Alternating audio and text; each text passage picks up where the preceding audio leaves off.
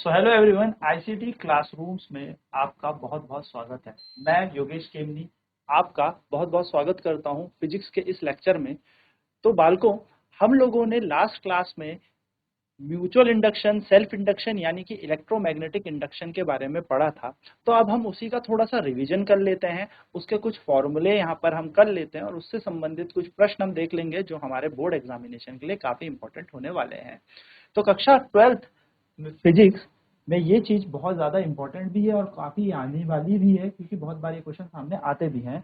Topic का नाम होने वाला है इलेक्ट्रोमैग्नेटिक इंडक्शन, यानी कि अगर हम बात करें तो ये होगा वैद्युत चुंबकीय प्रेरण। वैद्युत चुंबकीय प्रेरण आप लोगों ने देखा भी होगा अपने आसपास, ये भी देखा होगा हमारे घरों में इंडक्शन होता है जिसमें हम चाय गर्म करते हैं, खाना बनाते हैं। इंडक्शन कुकर हमारे घरों में होता है। तो इस इंडक्शन कुकर के अंदर ऐसी क्या चीज होती है कि हमारी चाय गर्म हो जाए? इस इंडक्शन कुकर के अंदर ऐसा होता क्या है कि हमारा खाना गर्म हो जाता है या हम कोई भी चीज पका सकते हैं या कुक कर सकते हैं।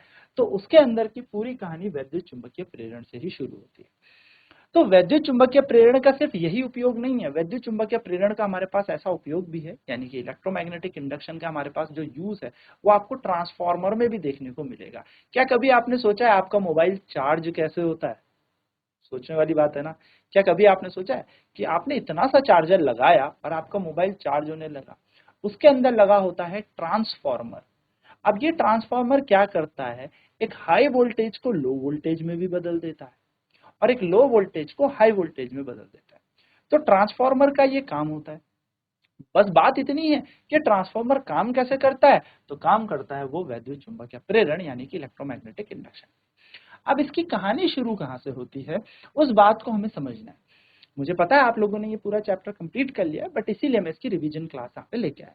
देखिए ध्यान से समझिएगा कि ये कहानी शुरू होती है माइकल फैराडे के एक्सपेरिमेंट से।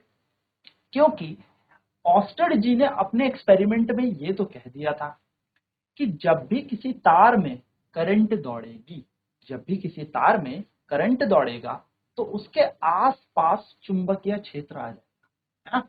अगर कोई तार है और उस तार पे अगर करंट दौड़ता है तो उसके आसपास मैग्नेटिक फील्ड आता है। ये हमें हांस क्रिस्टियान ऑस्टेड के एक बहुत ही बेहतरीन एक्सपेरिमेंट से पता चला। उसी प्रकार माइकल फैराडे के दिमाग में भी एक बात आई और सोचा गया कि अगर किसी तार पे करंट बह रहा है तो उस तार के आसपास चुंबकीय क्षेत्र है, तो क्या उस चुंबकीय क्षेत्र से हम करंट प्रोड्यूस कर सकते हैं? देखो उल्टा सोचा गया है, ठीक है। तो एक बात तो आपको यहाँ पर क्लियर रखनी है कि जब किसी तार में, किसी वायर में या किसी कंडक्टर में अगर करंट फ्लो करे तो उसके आसपास आ जाएगा चुंबकीय क्षेत्र, उसके आसपास आ जाएगा मैग्नेटिक फील्ड। और ये मैग्नेटिक फील्ड जो होगा किसके थ्रू आया है? इस करंट के थ्रू आया है। तो इसको हमने कहा मैग्नेटिक इफेक्ट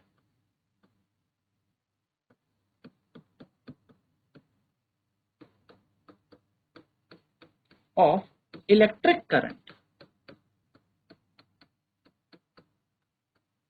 ऐसी प्रक्रिया को हमने क्या कहा? ऐसी प्रक्रिया को हमने कहा धारा का चुंबकीय प्रभाव।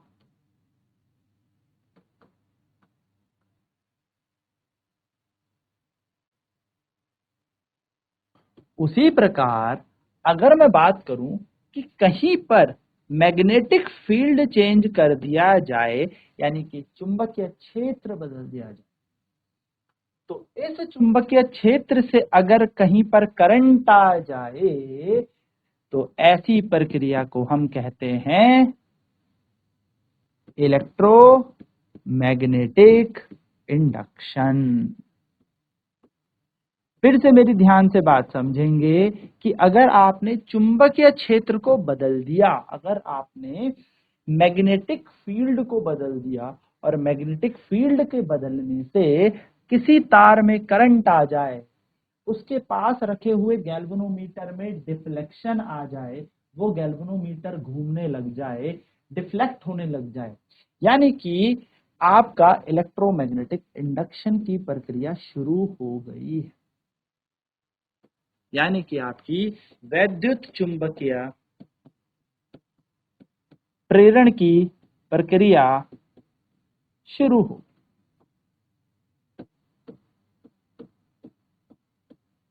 ये बात समझ। तो ये एक्सपेरिमेंट था ऑस्टेड द्वारा। कई बार मैच द फॉलोइंग में आपसे पूछ लिया जाता है, कई बार ऑप्शंस में एमसीक्यू में आ जाता है कि व्हाट या who discovered magnetic effect of electric current, किसने धारा का चुंबकीय प्रभाव खोजा। तो आपका आंसर होगा हांस क्रिस्टियान ऑस्टेड।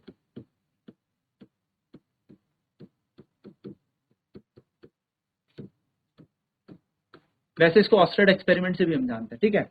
और उसी प्रकार से अगर आपके पास पूछा जाए कि किसने धारा का या फिर कह सकते हैं चुंबकीय प्रेरण या चुंबकीय वैद्युत चुंबकीय प्रेरण की खोज की, इलेक्ट्रोमैग्नेटिक इंडक्शन की खोज की, तो ये थे हमारे फाराडे। ये नाम आपको याद रखने हैं क्योंकि ये सीधे सीधे प्रश्न आपके क्वेश्चन में आते हैं। तो आई होप ये चीजें आपको समझ में आई होंगी।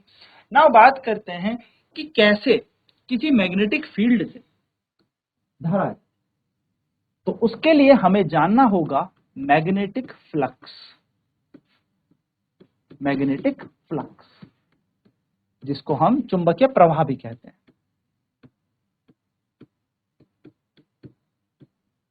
चुंबकीय प्रवाह आपको याद रखना है, इसको हम डिनोट करते हैं फाई बी से। आप सभी ने इलेक्ट्रिक फ्लक्स पढ़ा होगा, आप सभी ने इलेक्ट्रिक फ्लक्स यानी कि विद्युत प्रवाह या वैद्युत प्रवाह पढ़ा होगा। उसमें क्या होता है, कितनी फील्ड लाइन आई और कितनी सरफेस एरिया से पास होकर गई, उसको हम कहते हैं मैग्नेटिक। क्या कहते हैं, मैग्नेटिक फ्लक्स। जैसे कि उदाहरण के तौर पे कितनी फील्ड लाइन आई और कितने से एरिया से चली गई। जैसे एक एग्जांपल मैं यहाँ पे बनाता हूँ कि माना ये यहाँ पर हमारी चुंबकीय क्षेत्र रेखाएं हैं, ये हमारी चुंबकीय क्षेत्र रेखाएं, यानी कि ये है हमारी मैग्नेटिक फील्ड। माना यहां पर कोई सतह रखी है, कोई सरफेस हमने यहां पर रखा है। अब ये सतह इसके ऊपर से होके जाएंगी या इसके अंदर से आर पार होकर जाएंगी, ये चीज हमें नोटिस करनी। बड़ी इंपॉर्टेंट बात है, छोटी छोटी कंफ्यूजन यहाँ पे होते हैं, इसीलिए मैं आपको कह रहा हूं अगर आप बुक में से पढ़ेंगे तो थोड़ा कंफ्यूजन यहाँ पे क्रिएट होता है, ठीक है। लेकिन अगर आप यहां से पढ़ेंगे तो आपको ये कंफ्यूजन नहीं है। तो बात करते हैं क्या है, देखिए जैसे एग्जाम्पल के तौर पर ये मेरा हाथ है, ठीक है, ये मेरा हाथ है और ये यहां से कुछ चुंबकीय रेखाएं चली, ये चुंबकीय रेखाएं यहां से चली।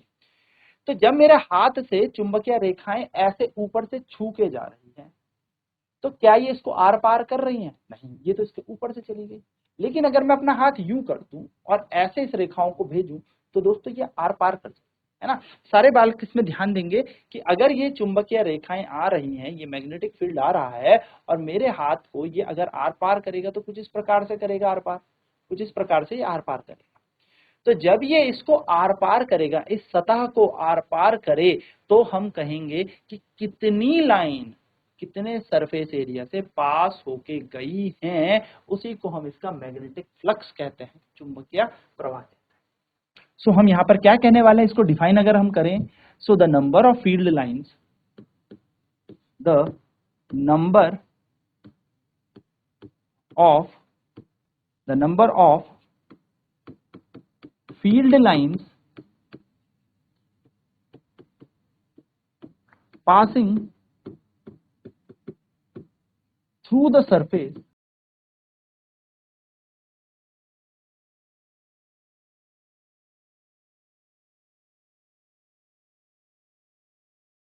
the number of field line passing through the surface, यानी कि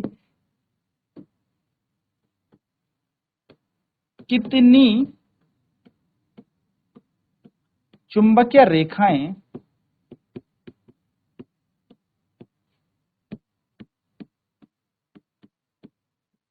किसी सतह को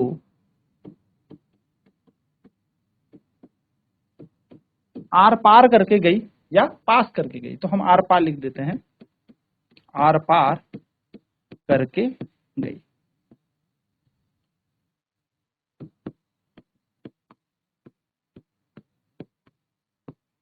इसे हम वैद्युत, या हम कह सकते हैं इसको हम चुंबकीय फ्लक्स कहते हैं, मैग्नेटिक फ्लक्स कहते हैं, फाई बी। तो फाई बी का जो सूत्र होगा वो क्या होगा? तो फाई बी का जो सूत्र होता है, यानी कि जो चुंबकीय प्रवाह का सूत्र होता है वो होता है बी डॉट डी ए, क्योंकि छोटे से एरिया को हमने कंसिडर किया। कैसे समझते हैं इस बात को? जैसे ये लाइनें जा रही हैं और मैंने यहां पर एक सतह रख दी, तो क्या ये लाइन इसके आर पार होके गई? बिल्कुल। अब आपने वैद्युत फ्लक्स के समय, यानी कि जब हम इलेक्ट्रिक फ्लक्स पढ़ते हैं उस दौरान भी आपने यहां पर एक चीज पढ़ा होगा एरिया वेक्टर के बारे में, यानी कि आपने पढ़ा होगा क्षेत्रफल सदिश के बारे में। तो क्षेत्रफल सदिश हमेशा बाहर की ओर लगता है। जैसे कि ये बोर्ड है, आपकी दिशा में ये लगेगा। जैसे कि मेरा हाथ ले लें, यहां से बाहर की तरफ, अगर इस जगह पे है तो यहां से बाहर की तरफ उसकी दिशा होगी। यदि इस जगह पे है तो यहां से बाहर की तरफ, यदि इस जगह पे है तो यहां से बाहर की तरफ, और यदि इस जगह पे है तो यहां से बाहर की तरफ। यानी कि जो एरिया वेक्टर होता है, जो हमारे पास एरिया वेक्टर होता है, यानी कि जो हमारे पास क्षेत्रफल सदिश है, इसकी दिशा हमेशा बाहर की तरफ होती है। तो ये बात ध्यान में रखनी है। तो अगर मैं यहां से एक छोटा सा एलिमेंट यहां से ले लूं, यानी कि एक छोटा सा टुकड़ा इस एरिया का काट लूं, तो इसकी दिशा भी तो बाहरी की तरफ होगी। तो हमने पढ़ा है फिजिक्स में डी ए का मतलब होता है छोटा सा एलिमेंट। ए मतलब एरिया, डी मतलब छोटा सा एरिया। और क्योंकि चुंबकीय क्षेत्र भी सामने निकल रहा है भाई, तो इन दोनों का जो डॉट प्रोडक्ट होता है, इन दोनों का जो डॉट प्रोडक्ट होता है उसको हम कहते हैं चुंबकीय फ्लक्स, यानी कि मैग्नेटिक फ्लक्स। अब क्योंकि यहाँ पर एक छोटा सा एरिया है तो ये छोटा सा फ्लक्स होगा। भाई गणित तो यही कहती है कि अगर आप छोटी सी चीज लोगे तो वो छोटी सी ही चीज का फ्लक्स भी निकलेगा। अब अगर आपको ये पूरा बनाना है तो आप लोगों को इसका क्या करना पड़ेगा? इंटीग्रेशन करना पड़ेगा, यानी कि आपको इसका समाकलन करना। और इंटीग्रेशन करने के बाद यहाँ पे मिलेगा हमें फाई बी बराबर बी डॉट हटता है तो हमेशा याद रखेंगे कॉस थीटा आता है। और यहां पर एक छोटा सा नोट लिखें, वो नोट ये होगा कि जो थीटा है, थीटा वो होता है एंगल बिटवीन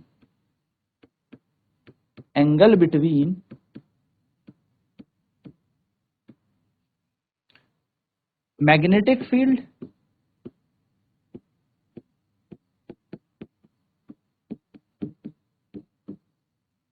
एंड एरिया। ये बात आपको ध्यान, यानी कि यहां पर जो थीटा है ये किस किस बीच का कोण है? तो थीटा जो कोण होता है, थीटा बराबर यह चुंबकीय क्षेत्र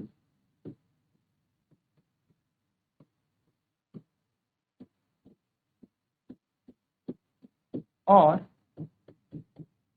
क्षेत्रफल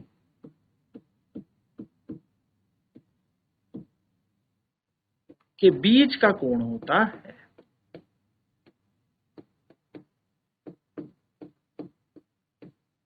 ये बात आपको ध्यान रखना। ना बात करते हैं आगे। तो हमने पढ़ लिया फ्लक्स बराबर integration B D A cos theta. ना हमें पता है कि भाई यहां से बी कॉस थीटा बाहर आ जाएगा और इंटीग्रेशन डी ए रह जाएगा। फ्लक्स ऐसे का ऐसे ही, बी कॉस थीटा वैसे का वैसे ही, कोई दिक्कत नहीं। और इंटीग्रेशन आपने पढ़ा होगा कि जब dx का इंटीग्रेशन करते हैं तो हमें x मिलता है, जब dy का इंटीग्रेशन करते हैं तो y हमें मिलता है। उसी प्रकार से अगर हम यहाँ पर dA का इंटीग्रेशन कर रहे हैं तो हमें a मिलता है, यानी कि a हमारा dA। d का मतलब होता है छोटा, dA का मतलब छोटा सा एरिया। इंटीग्रेशन करके पूरा एरिया आ जाएगा उस पूरी बॉडी।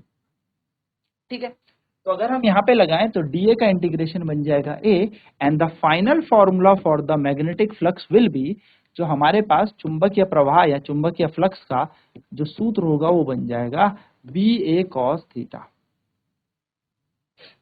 ये बात आपको ध्यान में रखनी है। नाउ थीटा मैंने फिर आपसे कहा था बी और ए के बीच का कोण होता है, यानी कि theta is the angle between magnetic field and the area. Now अब आप खुद इमेजिन कीजिए कि अगर एक ऐसी सतह है और इसके ऊपर से यानी कि बिना आर पार किए चुंबकीय रेखाएं निकल गई, यानी कि ये चली गई चुंबकीय रेखाएं और इसका एरिया कहां लग रहा होगा, बाहर की तरफ। बाहर मतलब समझ रहे हो, इस बोर्ड से बाहर, ऐसे है ना, ऐसे आपकी तरफ, ऐसे इसका एरिया निकल रहा है। तो आप अगर यहाँ पे कंसिडर करोगे तो थीटा का मान कितना होगा, 90 डिग्री, क्योंकि इसका एरिया जो है वो बाहर की तरफ मिल रहा है, इसका जो क्षेत्रफल है वो बाहर की तरफ।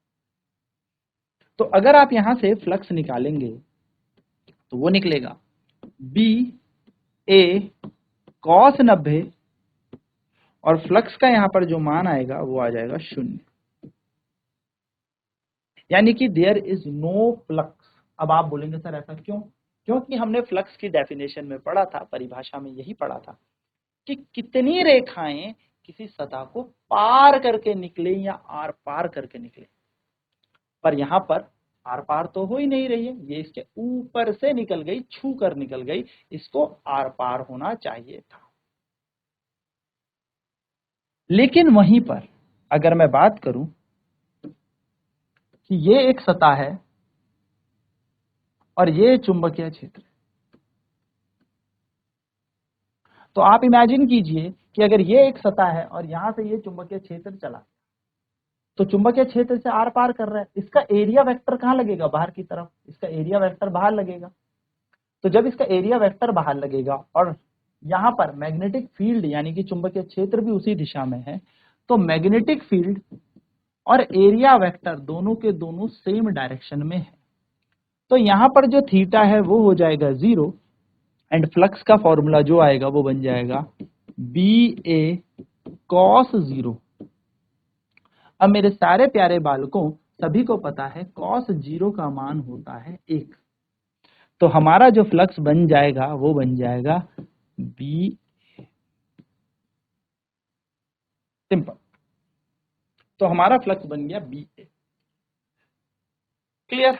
तो यहां से हमें अपनी डेफिनेशन जो हमने कही थी कि number of field line passing through the surface, ये बात प्रूफ हो गई कि कितनी चुंबकीय रेखाएं किसी सतह को आर पार कर सकती हैं, उसको हम कहते हैं हमारा मैग्नेटिक फ्लक्स।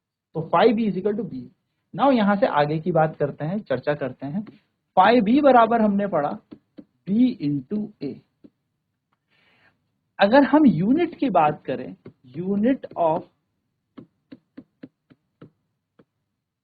मैग्नेटिक फ्लक्स, यानी कि चुंबकीय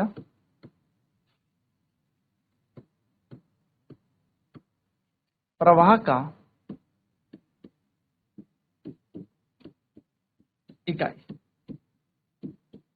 चुंबकीय प्रवाह की इकाई। तो आप ध्यान से दें कि phi b की जगह phi b की जगह आएगा टेस्ला। टेस्ला किसकी इकाई होती है? टेस्ला इकाई होती है चुंबकीय क्षेत्र की, और क्योंकि यहां पर क्षेत्रफल है तो मीटर स्क्वायर, यानी कि फ्लक्स की इकाई होगी टेस्ला मीटर स्क्वायर। और सभी ध्यान देंगे, सारे के सारे, इसी को हम लोग वेबर भी कहते हैं, वेबर। और ये क्वेश्चन आपके एग्जाम में आता है, तो इसको नोट कर लीजिए, वेबर। और यहीं से अगर मैं एक और बात कहूं कि मैग्नेटिक फील्ड यानी कि चुंबकीय क्षेत्र की एक इकाई और मिलती है, वो क्या मिलती है? तो phi b बराबर BA लिखा हमने, है ना। इसकी तो हमने इकाई पढ़ ली वेबर, इसकी इकाई हमें निकालनी है, इसकी इकाई होती है मीटर स्क्वायर। तो चुंबकीय क्षेत्र की एक इकाई और होती है, वो होती है वेबर पर मीटर स्क्वायर।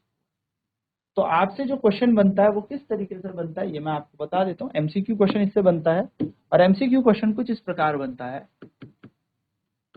विच या what is the unit of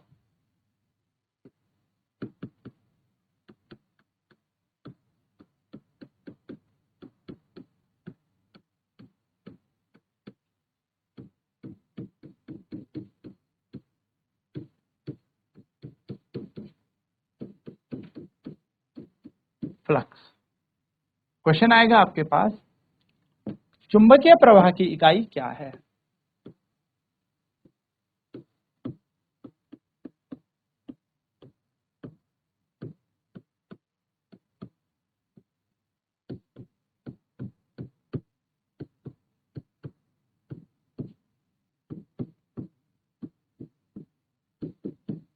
ये क्वेश्चन बनता है। ऑप्शन होंगे आपके पास टेस्ला,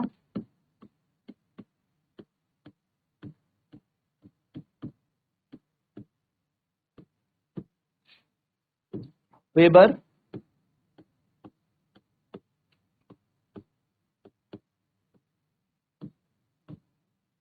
वेबर मीटर स्क्वायर,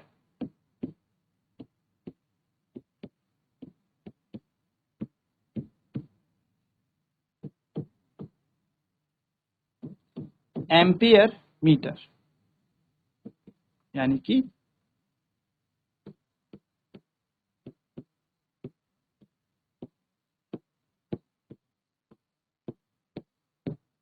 अब ये प्रश्न है तो बड़ा आसान, बट इसमें कंफ्यूजन कहाँ होता है?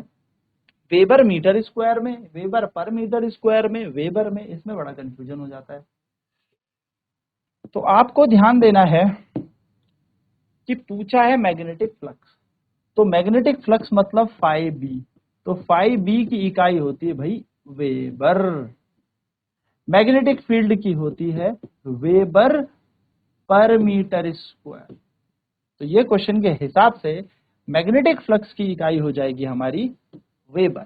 किससे डिनोट करते हैं, कैसे दर्शाते हैं वेबर को? तो वेबर को दर्शाने का तरीका है डब्ल्यू और बी से। ये आपको ध्यान में रखना है, जल्दी से भी नोट कर लीजिए ना। ये क्वेश्चन आपके एग्जाम में आएगा तो आप आई होप इसे कर लेंगे। कैसे करना है मैंने आपको बता दिया कि आपसे पूछी होगी यूनिट ऑफ मैग्नेटिक फ्लक्स, तो भूलिएगा नहीं, चुंबकीय प्रवाह की इकाई वेबर होती है, ठीक है। अब ऐसे में ही कि सर क्यों ये क्वेश्चन बता रहे हो, क्योंकि कई बार ना आदमी घूम जाता है। अब कैसे घूमता है वो मैं आपको बताता हूँ, क्योंकि अगला क्वेश्चन पता कैसा आएगा? क्वेश्चन आएगा what is the unit of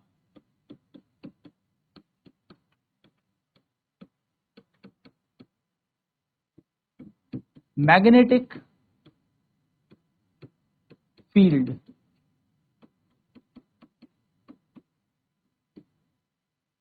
ये सारे बोर्ड के क्वेश्चन है जो मैं आपको बता रहा हूं, ठीक है। चुंबकीय क्षेत्र की इकाई क्या है? चुंबकीय क्षेत्र की इकाई क्या है? अब आपके पास ऑप्शन होंगे, पहला वेबर, दूसरा वेबर मीटर स्क्वायर, तीसरा वेबर पर मीटर स्क्वायर, और चौथा हो जाएगा आपके पास एम्पियर मीटर।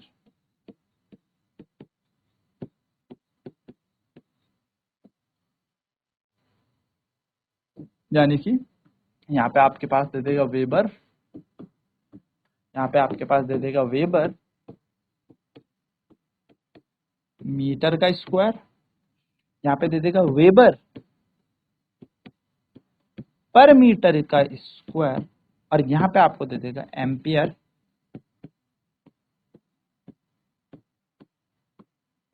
मीटर। बताइए इसका आंसर क्या होगा, सोचिए। फॉर्मूला मैंने आपको बताया है, सारी बेसिक सी चीजें मैंने आपको बताई, सारी की सारी चीजें आपको पता है। सोचिए इसका फॉर्मूला क्या क्या होगा, इसका आंसर क्या होना चाहिए, सोचिए। आपको देते हैं हम 30 सेकंड, सोचिए इसको। यूनिट ऑफ मैग्नेटिक फील्ड, सारी चीजें मैंने आपको इसमें बताई हैं, बेसिक सारी चीजें मैंने आपसे डिस्कस की हैं। तो मैग्नेटिक फील्ड यानी कि बी, फॉर्मूला है फाई बी बराबर बी ए। सर इसकी यूनिट होती है वेबर, बी की जगह बी, और एरिया की होती है मीटर स्क्वायर, यानी कि जो एरिया है यानी कि क्षेत्रफल है वो मीटर स्क्वायर में होता है। तो अगर मैं यहां से बी निकालूं तो वो निकलेगा वेबर पर मीटर स्क्वायर, और ये आपकी यूनिट हो जाएगी, यानी कि हमारा आंसर होगा ऑप्शन नंबर सी। तो आपको इस तरीके से थोड़ा ध्यान देना है और तब जाके आपका ये क्वेश्चन होगा। ठीक है, ऑप्शन नंबर सी इसका right answer, weber per metre square. तो ये छोटी छोटी सी चीजें आपको याद में रखनी। नाउ दोस्तों फ्लक्स हमने पढ़ लिया, सारी की सारी चीज हम जान चुके हैं कि फ्लक्स क्या होता है। नाउ इस फ्लक्स के चेंज से हमारा क्या आता है, एक वैद्युत वाहक बल आता है। यही फराडे जी ने बताया। तो जैसा कि हम रिवीजन कर रहे हैं तो हम फटाफट फराडे जी के लॉ की बात करेंगे। फराडे जी ने क्या कहा? फराडे जी ने कहा कि when you change the magnetic flux, when you change the magnetic flux, there is a induced EMF in a coil. जब आप चुंबकीय प्रवाह को बदलेंगे तो एक वैद्युत वाहक बल की उत्पत्ति होती है। So when there is change in magnetic flux,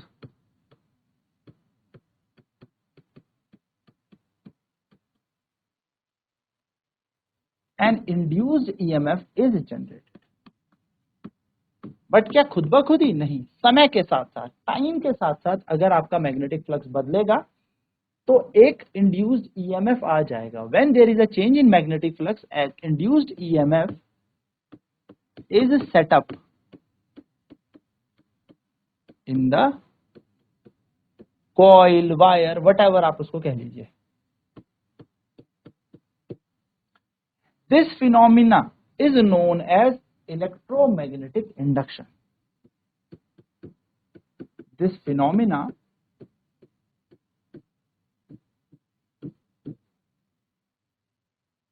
is known as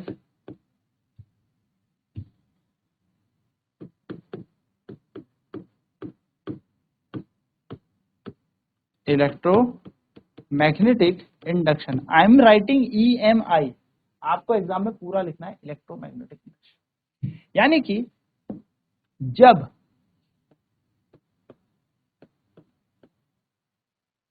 चुंबकीय क्षेत्र को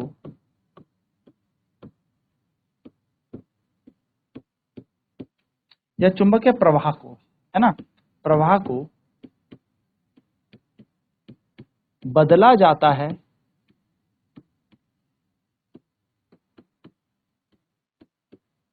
तो एक कॉइल में, ठीक है ना, एक कॉइल में, एक तार में, एक कॉइल में, एक परिनालिका में, ठीक है, वैद्युत वाहक बल उत्पन्न हो जाता है।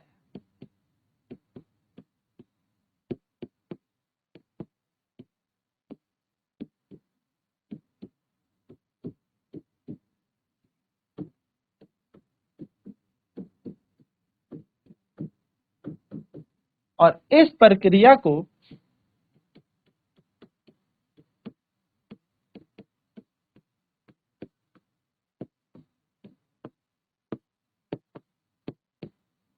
वैद्युत चुंबकीय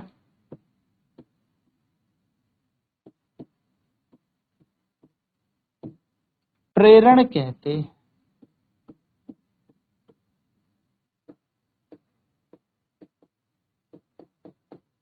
ठीक है, तो जैसे ही हमने क्या किया, फ्लक्स चेंज किया, फ्लक्स बदलने लगे, वैसे ही इस कॉइल के अंदर क्या आ गया, एक ईएमएफ। ईएमएफ यानी कि वैद्युत वाहक बल। अगर आपको नॉर्मल सरल शब्दों में समझाऊं तो एक वोल्टेज आ जाता, तो वोल्टेज इसके अंदर आ गया, और वोल्टेज अगर इसके अंदर आ गया तो ऑब्वियसली यहाँ पे करंट फ्लो करना शुरू कर देगा, धारा प्रवाह होनी शुरू कर देगी। तो ये होता है हमारा ईएमएफ। नाउ ये तो एक नॉर्मल सा लॉ था। अब सवाल उठता है कितना ईएमएफ, कितना, तो कितने के लिए हमारे पास फैराडे के नियम है। तो फैराडे के फर्स्ट लॉ के अनुसार, फैराडे जिसको हम प्रथम नियम भी कहते हैं, फर्स्ट लॉ यानी कि फैराडे का प्रथम नियम,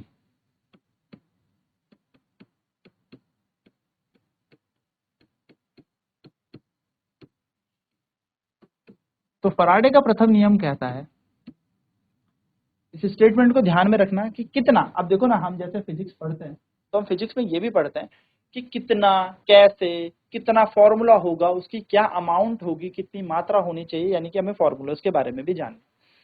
तो ये बात तो तय हो गई थी कि भाई अगर फ्लक्स बदलेगा तो ईएमएफ आ जाएगा। अब सवाल ये है कि कितना आएगा, तो ये अपने प्रथम नियम में बताते हैं। वो कहते हैं the amount of induced EMF in the coil is equal to negative rate of change of